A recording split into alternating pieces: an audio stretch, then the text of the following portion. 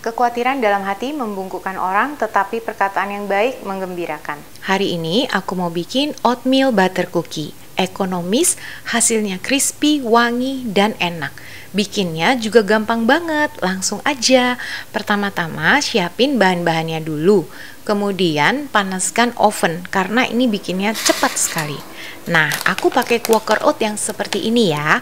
Pakai yang instan juga bisa, agak sedikit berbeda nanti di teksturnya. Lanjut, campur semua bahan kering, Quaker Oat, kayu manis bubuk, dan terigu, aduk rata. Lanjut, mixer, gula pasir, telur, dan mentega di kecepatan tinggi sekitar 2-3 menit hingga kuning pucat dan lembut.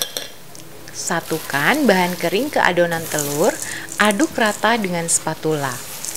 Nanti hasilnya adonannya tidak kalis ya, jadi seperti ini teksturnya.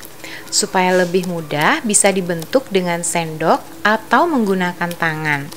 Alasin loyang untuk memanggang dengan kertas baking.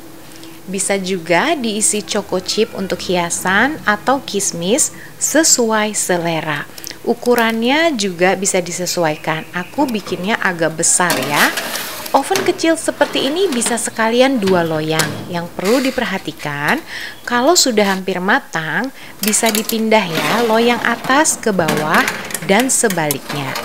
Panggang hingga kecoklatan dan wangi. Totalnya nanti dengan ukuran yang agak besar seperti ini bisa jadi 24-26 cookie. Pastikan kukinya sudah di suhu ruang dulu sebelum kita taruh di toples. Nah, untuk ukuran kukinya bisa disesuaikan ya. Kalau bikin lebih kecil-kecil, dia akan jadinya bisa lebih banyak lagi. Oatmeal butter cookie-nya udah jadi. Jadi ini kelihatannya banyak banget karena aku bikinnya 3 kali.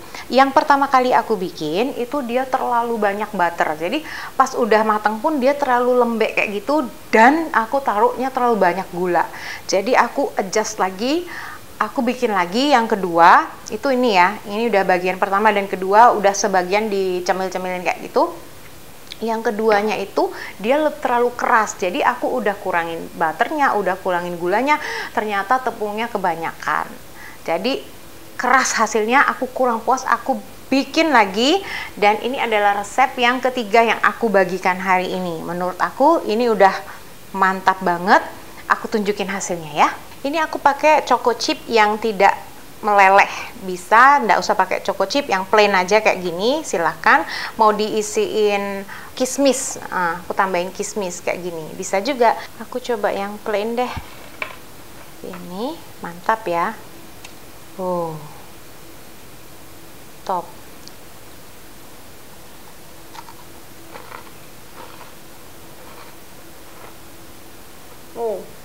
Banget rasanya tuh butter banget. Oh iya, kalau nggak ada butter atau mau lebih ekonomis, ini resepnya ekonomis ya, cuman pakai 1 telur, jadinya banyak, bisa jadi 26 cookie. Kalau mau lebih ekonomis lagi, nggak apa-apa, nggak usah pakai mentega atau butter, bisa diganti dengan margarin. Resep ini sederhana banget, enak, tinggi serat, wangi butternya dapet, terus teksturnya juga ada oatsnya itu loh, ada havermutnya itu kerasa banget, dan wangi dari kayu manisnya, perpaduannya top. Ini benar-benar harus dicoba. Udah mau Natal, yang persiapan buat kue kering buat Natalan atau buat hampers, silahkan dicoba. Please teman-teman, kalau udah nyobain resep ini, hashtag Dapur Teman Dina di Instagram atau tag aja langsung Dapur Dina. Makasih.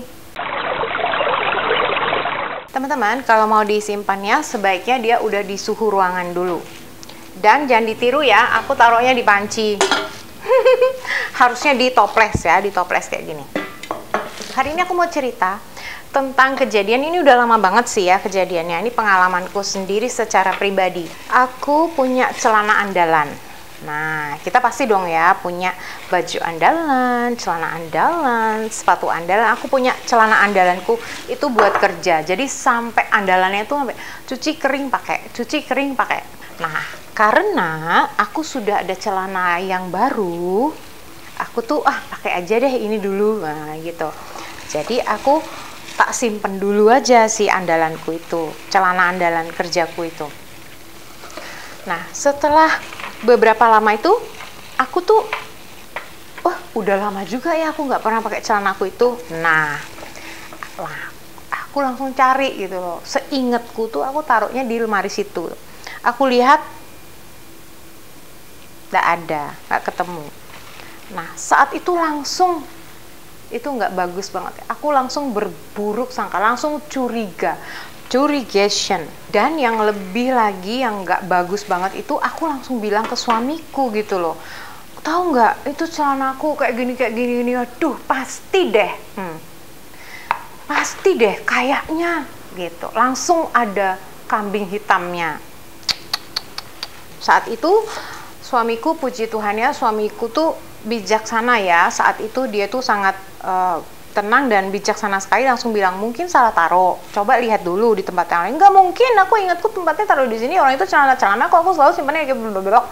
Akhirnya aku dalam hati, ya udahlah, udah nggak ada, ya udah nggak apa-apa, aku punya celana baru ini kok, kayak gitu. Nah ketika aku kayak gitu, mikirin kayak gitu, beberapa hari kemudian aku beres-beres secara nggak sengaja, aku lagi atur baju gitu, aku lihat ternyata dia itu keselip. Dia ada di bagian yang bukan tumpukan celana, ada di situ celana kerjaku. Aduh, aku namanya malu sekali. Puji Tuhan aku nggak langsung labrak, aku nggak langsung kayak gitu. Aku langsung bilang sama suamiku, aduh aku malu sekali Pak, ternyata celana aku ada. Suamiku bilang, ya udah kamu berdoa minta maaf sama Tuhan, kayak gitu. Di situ aku belajar untuk lebih lebih wise, lebih bijaksana ya, untuk nggak langsung buru-buru cepat-cepat marah. Segitu aja ceritaku hari ini. Terima kasih banyak teman-teman yang sudah meluangkan waktunya hari ini. Sampai ketemu di videoku selanjutnya dengan cerita-cerita yang lain. Terima kasih.